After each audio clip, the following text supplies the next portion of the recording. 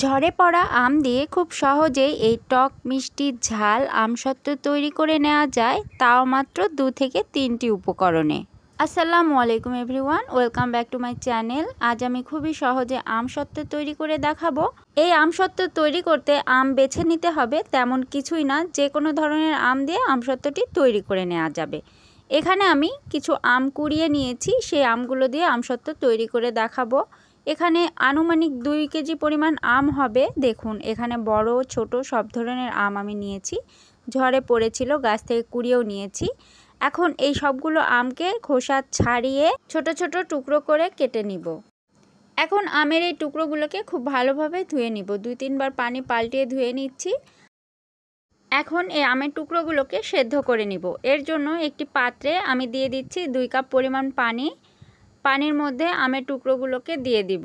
আমের টুকরোগুলোকে খুব ভালোভাবে সেদ্ধ করে নিতে হবে। সবগুলো আমের টুকরো পানির মধ্যে দিয়ে দিচ্ছি। পানির মধ্যে দিয়ে দেওয়ার পরে একটি ঢাকনা দিয়ে ঢেকে সেদ্ধ করে নিব আনুমানিক 10 থেকে 15 মিনিট। ফিরে আসছি 15 মিনিট পর। দেখুন, আমের কালারগুলো চেঞ্জ হয়ে এসেছে, দেখেই বোঝা যাচ্ছে আমগুলো খুব ভালো মতো সেদ্ধ হয়ে গেছে। চাপ দিলে এগুলো গলে যাবে। আমি আপনাদেরকে দেখিয়ে দিচ্ছি একটি চামচের সাহায্যে। এই যে দেখুন, অনেক ভালো মতো এটা সেদ্ধ হয়ে গেছে। আমগুলো পুরোপুরি সেদ্ধ হয়ে গেছে, বাট এখানে অনেকটা পরিমাণ পানি আছে, আমি কিছুটা পানি কমিয়ে নিয়েছি। এখানে আর পানির প্রয়োজন নেই। এখন আমগুলোকে ম্যাশ করে নিতে হবে। আপনারা চাইলে ব্লেন্ডার জারে এগুলোকে ব্লেন্ড করে নিতে পারেন। আমি একটি চামচের সাহায্যে এভাবে ঘুটে দিচ্ছি, তাহলে এগুলো খুব সুন্দরভাবে ম্যাশ হয়ে যাবে, যেহেতু খুব ভালো মতো এগুলো কুক হয়ে গেছে। আপনারা চাইলে ডাল ঘুটনি দিয়েও এভাবে ঘেটে দিতে পারেন। আমের এই পিউরিগুলোকে একটি ছাঁকনির সাহায্যে ছেঁকে নিব। এগুলো ছেঁকে নিলে স্মুথ একটি পিউরি তৈরি হবে, আর যতটা স্মুথ হবে আমসত্ত্বগুলোও কিন্তু দেখতে বা খেতে ততটাই ভালো হবে। আর হ্যাঁ, এখানে যদি আঁশওয়ালা আমও থাকে তাতেও কোনো সমস্যা নেই, এগুলোকে খুব ভালো মতো চেলে নিলে আমের আঁশগুলোও বের হয়ে যাবে। এখানে বিচির শক্ত যে ভাবটা সেটাও কিন্তু চেলে নিলে বের হয়ে যাচ্ছে। দেখুন কত স্মুথ একটি পিউরি তৈরি হয়ে গেছে। এগুলোকে এখন একপাশে রেখে দিচ্ছি আর চলে যাচ্ছি চুলোতে। এখানে আমি 2 টেবিল চামচ পানি আগে কড়াইয়ে দিয়ে দিয়েছি, আর দিয়ে দিচ্ছি 1 কাপ থেকে বেশি চিনি। এখানে 1.5 কাপ মতো আমি চিনি নিয়েছি, আপনারা চাইলে আরও বাড়িয়ে নিতে পারেন। চিনিগুলোর প্রথমে আমি শিরা তৈরি করে নিচ্ছি, তবে আপনারা আমের পিউরিটা দিয়েও তার মধ্যে চিনি দিয়ে একসাথে নেড়েচেড়ে রান্না করে নিতে পারেন, ওভাবেও করা যায়। তবে আমি চিনির শিরাটা তৈরি করে নিচ্ছি, এতে আমটা খুব তাড়াতাড়ি শুকিয়ে যায়, দেরি লাগে না। এখানে যেহেতু পানির পরিমাণটা কম আছে, এজন্য খুব তাড়াতাড়ি চিনিটা ক্যারামেল হয়ে আসছে। এ পর্যায়ে আমের পিউরিগুলো দিয়ে দিব।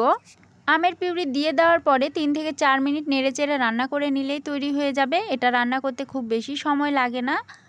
মিডিয়াম টু হাইয়ের মাঝামাঝি আঁচটাকে রেখে এটা তৈরি করে নিতে হবে। আমি প্রথমে শুধু আমটা সেদ্ধ করে নিয়েছিলাম, তার মধ্যে কোনো প্রকার লবণ দেইনি, এজন্য এখন আমি এখানে দিয়ে দিচ্ছি 1/2 টেবিল চামচ লবণ। সুন্দর একটি কালারের জন্য দিয়ে দিব 1/2 টেবিল চামচ মরিচের গুঁড়ো। শুধু কালার না, যেহেতু বলেছি টক ঝাল মিষ্টি আমসত্ত্ব, এজন্য একটু ঝাল ভাবটাও আসবে। এখানে দিয়ে দিচ্ছি শুকনো মরিচের গুঁড়ো। আপনারা চাইলে চিলি ফ্লেক্সটা দিতে পারেন, দেখতে অনেক সুন্দর লাগে, কিংবা অন্যান্য আচারের মশলাও দিতে পারেন, এটা আপনাদের ইচ্ছা অনুযায়ী। তবে আমি এরকমই সাদামাটা তৈরি করব, এটা খেতে অনেক মজা লাগে আমার কাছে। এগুলো অনেকটাই ঘন থকথকে হয়ে এসেছে, আর দেখুন কিভাবে ফুটতে শুরু করেছে। এভাবে যখন বুদবুদ করে ফুটতে থাকবে তখন একটু সাবধানে নাড়াচাড়া করতে হবে, তা না হলে হাতে ছিটকে আসতে পারে। এগুলো রান্না হয়ে গেছে, এখন চুলার জালটা অফ করে দিব, আর কিছুক্ষণ পর আমি যে পাত্রে সেট করব সে পাত্রে নামিয়ে নিব। আমি এখানে একটি স্টিলের থালা আগে থেকে তেল ব্রাশ করে রেখেছিলাম, এরই মধ্যে আমি আমের পিউরিগুলো দিয়ে দিচ্ছি। দিয়ে দেওয়ার পরে কয়েকবার ট্যাপ করলে পুরো প্লেটে এটা ছড়িয়ে যাচ্ছে। একইভাবে আমি আরেকটি প্লেটে দিয়ে দিচ্ছি, আর এগুলোকে এখন রোদে দিয়ে দিব। এখন কিন্তু প্রচুর পরিমাণে রোদ আছে, দেখুন একদিনের রোদে খুব ভালো মতো শুকিয়ে গেছে। আমি এটা সকালে তৈরি করে সারাদিন রোদ দিয়েছি, আর বিকেলে আপনাদেরকে দেখিয়ে দিচ্ছি। তবে আপনারা যদি রোদ দিতে না চান, ফ্যানের বাতাসে 2 দিন শুকিয়ে নিলেই হয়ে যাবে। এগুলোকে এখন আমি মোল্ড আউট করে নিচ্ছি। এর জন্য নাইফের সাহায্যে চারপাশে এভাবে ঘুরিয়ে তুলে নিচ্ছি। দেখুন কত ইজিভাবে এটা উঠে আসছে। এভাবে আমসত্ত্ব তৈরি করে নিলে বছর জুড়ে এটাকে রেখে দিতে পারবেন, আর বাজার থেকে বাচ্চাদেরকে ম্যাঙ্গো বারও কিনে দিতে হবে না। চিকন স্লাইস করে বাচ্চাদেরকে কেটে দিলে খুব মজা করে খেয়ে নেবে। শুধু বাচ্চারা না, বড়রাও এই আমসত্ত্ব খুব পছন্দ করে। দেখুন কত সুন্দর বড় রুটির মতো সবগুলো উঠে গেছে। এগুলোকে এখন আমি কেটে নিব। আপনারা আপনাদের পছন্দ মতো কেটে নিতে পারেন। তো প্রিয় দর্শক, কাঁচা আম ফুরিয়ে যাওয়ার আগে এই ম্যাঙ্গো বারগুলো বেশি করে তৈরি করে রেখে দিন আর বছর জুড়ে খেতে পারবেন। আমার কাছে তো খুবই মজা লাগে, আমি প্রতিবারই এগুলো তৈরি করি। তো প্রিয় দর্শক, আমার আজকের এই রেসিপি আপনাদের কাছে ভালো লেগে থাকলে চ্যানেলটি সাবস্ক্রাইব করে দিবেন আর পাশে থাকা বেল আইকনটিতে ক্লিক করে রাখলে আমার নিত্য নতুন ভিডিও সবার আগে পেয়ে যাবেন।